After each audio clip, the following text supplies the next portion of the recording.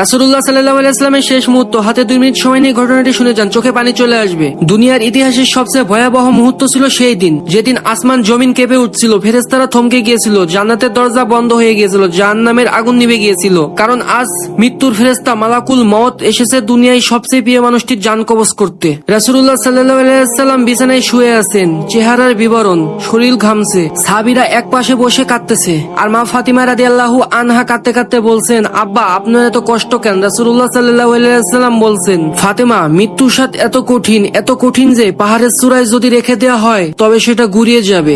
আসমান থমকে গেছে, ফেরেশতা জিবরাইল আলাইহিস সালাম দাঁড়িয়ে, চোখ থেকে টপ টপ অশ্রু পড়ছে। এমন দৃশ্য কোনো ফেরেশতা জীবনে দেখেনি। মালাকুল মউত এসে সালাম করলেন, ইয়া রাসূলুল্লাহ সাল্লাল্লাহু আলাইহি ওয়াসাল্লাম, আল্লাহ পাক আমাকে হুকুম করেছেন আপনার রূহ কবজ করতে, তবে আমি অনুমতি ছাড়া স্পর্শ করতে পারবো না। প্রিয় নবী সাল্লাল্লাহু আলাইহি ওয়াসাল্লাম চোখ তুললেন, ওহে মালাকুল মউত, আমার উম্মতের মৃত্যু কেমন হবে? মালাকুল মউত মাথা নিচু করে বললেন, ইয়া রাসূলুল্লাহ সাল্লাল্লাহু আলাইহি ওয়াসাল্লাম, কোন উম্মতকে ভয়াবহ আযাবে পড়তে হবে, চোখ উল্টে যাবে, জিহ্বা বেরিয়ে আসবে, দুনিয়া তাদের জন্য অভিশাপ হয়ে যাবে। রাসূলুল্লাহ সাল্লাল্লাহু আলাইহি ওয়াসাল্লাম কেঁদে দিলেন, বললেন, হে আল্লাহ, আমার উম্মতদের আযাব আমার উপরে দাও, আমি নিতে রাজি, তাদের ক্ষমা করো। এই কথা শুনে ফেরেশতারা কেঁপে উঠল। মালাকুল মউত এগিয়ে রাসূলুল্লাহ সাল্লাল্লাহু আলাইহি ওয়াসাল্লামের জান কবজ করতে গেলেন। তখন নবী সাল্লাল্লাহু আলাইহি ওয়াসাল্লাম বললেন, জিবরাইল, এবারও তুমি কি থাকছো? জিবরাইল আলাইহিস সালাম বললেন, ইয়া রাসূলুল্লাহ সাল্লাল্লাহু আলাইহি ওয়াসাল্লাম, এটাই আমার শেষ দেখা, এরপর দুনিয়াতে আমার আশা হবে না। নবীজি সাল্লাল্লাহু আলাইহি ওয়াসাল্লাম বললেন, তাহলে একবার আল্লাহর কাছে বলো আমার উম্মতকে ক্ষমা করে দাও। এরপর রাসূলুল্লাহ সাল্লাল্লাহু আলাইহি ওয়াসাল্লাম আসমানের দিকে তাকিয়ে বললেন,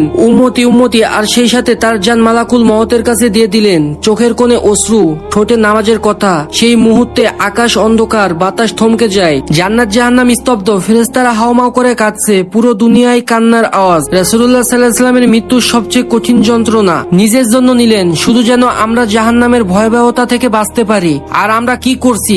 নামাজ গুনাহ যেন ভুলে গিয়েছি। আজও সময় আছে ভাই, ফিরে আসো, একবার সিজদায় পড়ে বলো, ইয়া আল্লাহ, রাসূলুল্লাহ সাল্লাল্লাহু আলাইহি ওয়াসাল্লামের উম্মত হয়ে তোমার কাছে ফিরতে চাই। চলার পথে ভুল ত্রুটি হলে ক্ষমার দৃষ্টিতে দেখবেন। সো গাইস, সবাই ভালো থাকবা, সুস্থ থাকবা। ভিডিওটা ভালো লাগলে লাইক, কমেন্ট, শেয়ার এবং সাবস্ক্রাইব করে দিবা। আল্লাহ হাফেজ।